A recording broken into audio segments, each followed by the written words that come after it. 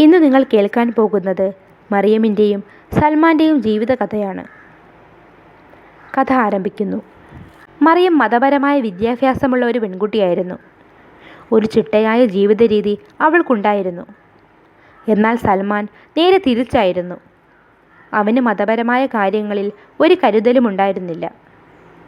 ഇരുവരുടെയും വീട്ടുകാർ തമ്മിൽ നല്ല സൗഹൃദത്തിലാണ്. വിവാഹപ്രായമായ രണ്ടുപേരെയും തമ്മിൽ ഒന്നിപ്പിക്കാൻ വീട്ടുകാർ തീരുമാനിച്ചു. മറിയമിന് എതിർപ്പൊന്നും ഉണ്ടായിരുന്നില്ല. എന്നാൽ സൽമാൻ മറ്റൊരു പെൺകുട്ടിയുമായി ഇഷ്ടത്തിലായിരുന്നു. സുമയ്യ എന്നാണ് അവളുടെ പേര്. അവന് മറിയവുമായിട്ടുള്ള വിവാഹത്തിനോട് ഒട്ടും താല്പര്യമുണ്ടായിരുന്നില്ല. എന്നാൽ സൽമാൻ്റെ ഉപ്പയ്ക്ക് സുഖമില്ലാത്തതുകൊണ്ട് ഉപ്പയുടെ വാക്കുകൾ എതിർക്കാൻ അവന് കഴിഞ്ഞില്ല. അവന് എന്തു ചെയ്യണമെന്ന് അറിയില്ലായിരുന്നു. ഒരു ഭാഗത്ത് സുഖമില്ലാത്ത ഉപ്പയും കുടുംബവും, മറുഭാഗത്ത് താൻ സ്നേഹിക്കുന്ന പെൺകുട്ടിയും. അവസാനം അവൻ കുടുംബത്തിനു വേണ്ടി അവൻ്റെ ഇഷ്ടത്തെ മറക്കാൻ തീരുമാനിച്ചു. മറിയവുമായിട്ടുള്ള വിവാഹം തീരുമാനിച്ചു. ഇരുവരും അങ്ങനെ വിവാഹിതരായി. വിവാഹ ദിവസം മറിയമ്മിന് അതിയായ സന്തോഷമായിരുന്നു. എന്നാൽ സൽമാൻ തൻ്റെ പ്രണയത്തെക്കുറിച്ച് ഓർത്ത് ദുഃഖത്തിലായിരുന്നു. അവൻ്റെ മുഖത്ത് ഒരു സന്തോഷവും ഉണ്ടായിരുന്നില്ല. ഇരുവരും വിവാഹിതരായി. വീട്ടുകാർക്കും സുഖമില്ലാത്ത ഉപ്പയ്ക്കും ഇരുവരെ പറ്റി ഓർത്ത് വളരെ സന്തോഷം തോന്നി. വിവാഹ ചടങ്ങുകളിൽ സൽമാൻ വലിയ താല്പര്യം കാണിക്കാതെ വീട്ടുകാരുടെ ഇഷ്ടത്തിന് നിന്നുകൊടുത്തു. എന്നാൽ മറിയം ഇതൊന്നും ശ്രദ്ധിക്കാതെ വളരെ സന്തോഷത്തിലായിരുന്നു.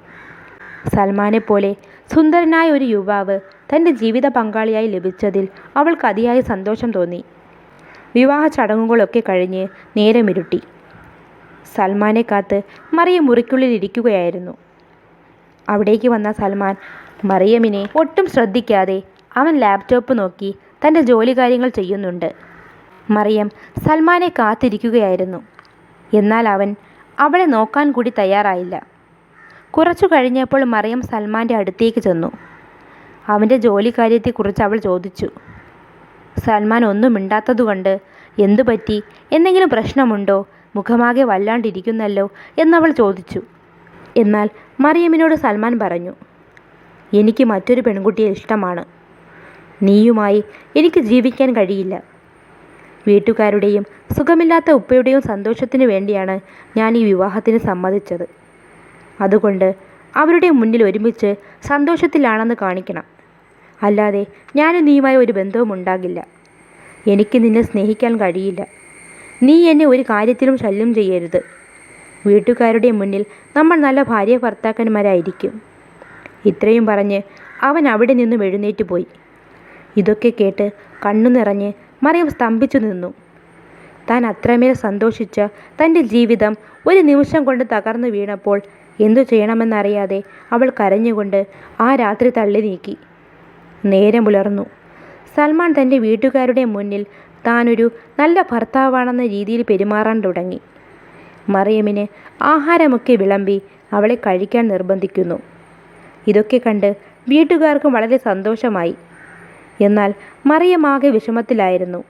തൻ്റെ ജീവിതം ഇങ്ങനെയായല്ലോ എന്നോർത്ത് അവൾ വളരെ വളരെ ദുഃഖിക്കാൻ തുടങ്ങി. എന്നാൽ ആ ദുഃഖം സൽമാൻ്റെ വീട്ടുകാർ കാണാതെ അവൾ മറച്ചു പിടിക്കുന്നുണ്ട്. സൽമാനുമായി അടുക്കാൻ അവൾ ഓരോരോ അടവ് പ്രയോഗിക്കുന്നുണ്ട്. നല്ല രീതിയിൽ വസ്ത്രം ധരിച്ച് അവൻ്റെ കാര്യങ്ങൾ അറിഞ്ഞു കണ്ടു ചെയ്ത് അവൻ്റെ ശ്രദ്ധ പറ്റാൻ അവൾ ശ്രമിക്കുന്നുണ്ട്. എന്നാൽ ഇതൊക്കെ കണ്ട് സൽമാന് ദേഷ്യമാണ് തോന്നിയത്. ഇനി മേലാൽ തന്നോട് ഈ രീതിയിൽ പെരുമാറരുതെന്നും ഒരിക്കലും നിന്നോട് എനിക്ക് ഇഷ്ടം തോന്നില്ലെന്നും പറഞ്ഞ് അവൻ അവിടെ നിന്നും മാറിപ്പോകുന്നുണ്ട്. മറിയം ഇതൊക്കെ കണ്ട് കരയാൻ തുടങ്ങി. അവൾക്ക് സൽമാനെ ഒരുപാട് ഇഷ്ടമായിരുന്നു. എന്നാൽ അവൻ മുൻ കാമുകിയായ സുമയ്യയെ കാണാൻ പോയി. അവളുമായി കൂടുതൽ അടുക്കാൻ ശ്രമിച്ചു. വിവാഹം കഴിഞ്ഞെങ്കിലും തങ്ങൾ ഇപ്പോഴും അപരിചിതരാണെന്നും സുമയ്യയാണ് ഇപ്പോഴും തൻ്റെ മനസ്സിലെന്നും അവൻ സുമയ്യയോട് പറഞ്ഞു. അതുകേട്ട് സുമയ്യയ്ക്കും ഒരുപാട് സന്തോഷമായി. അവർ അവരുടെ പ്രണയം തുടർന്നു. അങ്ങനെയിരിക്കെ സൽമാൻ കാറിൽ ബിസിനസ്സിൻ്റെ ആവശ്യത്തിനായി പോകുകയായിരുന്നു. പെട്ടെന്നാണ് അവൻ്റെ കാർ എതിരെ വന്ന വാഹനത്തിലിടിക്കുന്നത്. ആ അപകടത്തിൽ സൽമാന് കാര്യമായ പരിക്കുകൾ പറ്റി. എല്ലാവരും ആശുപത്രിയിലെത്തി. മറിയം വല്ലാതെ ദുഃഖത്തിലായിരുന്നു. സൽമാൻ്റെ അവസ്ഥ കണ്ട് അവൾ കരഞ്ഞുകൊണ്ടിരുന്നു. അപ്പോഴാണ് സുമയ്യ അവിടേക്ക് വന്നത്. അവളെ കണ്ടപ്പോൾ തന്നെ മറിയമിന് മനസ്സിലായി. സുമയ്യ കരഞ്ഞുകൊണ്ടിരുന്ന മറിയത്തെ കണ്ടു. അവളുടെ സ്നേഹം എത്രത്തോളമുണ്ടെന്ന് സുമയ്യയ്ക്ക് മനസ്സിലായി. അവിടെ നിന്നും അവൾ മടങ്ങിപ്പോയി. പിന്നീട് സൽമാൻ്റെ ഓരോരോ കാര്യങ്ങളും മറിയം കൂടെയിരുന്ന് പരിചരിക്കാൻ തുടങ്ങി. കുറച്ചുനാൾ കടന്നുപോയി. സൽമാൻ്റെ ആരോഗ്യം പതിയെ പതിയെ മെച്ചപ്പെടാൻ തുടങ്ങി. മറിയം അവനെ പരിചരിക്കുന്നതൊക്കെ അവൻ ശ്രദ്ധിക്കുന്നുണ്ടായിരുന്നു. ഈ കാലയളവിൽ സുമയ്യയുമായി സൽമാൻ അകലുകയും മറിയവുമായി അടുക്കുകയും ചെയ്തു. സൽമാന് മറിയമിനോട് ചെറിയ രീതിയിൽ സ്നേഹവും സഹതാപവും തോന്നി. മറിയമിനോട് അവൻ ക്ഷമ ചോദിച്ചു. ഇനി ഒരിക്കലും താൻ മറിയമിനെ വിട്ടു പോകില്ല എന്ന് അവൻ അവൾക്ക് വാക്കുകൊടുത്തു. ഈ കാര്യങ്ങളൊക്കെ സുമയ്യ കാണുന്നുണ്ടായിരുന്നു.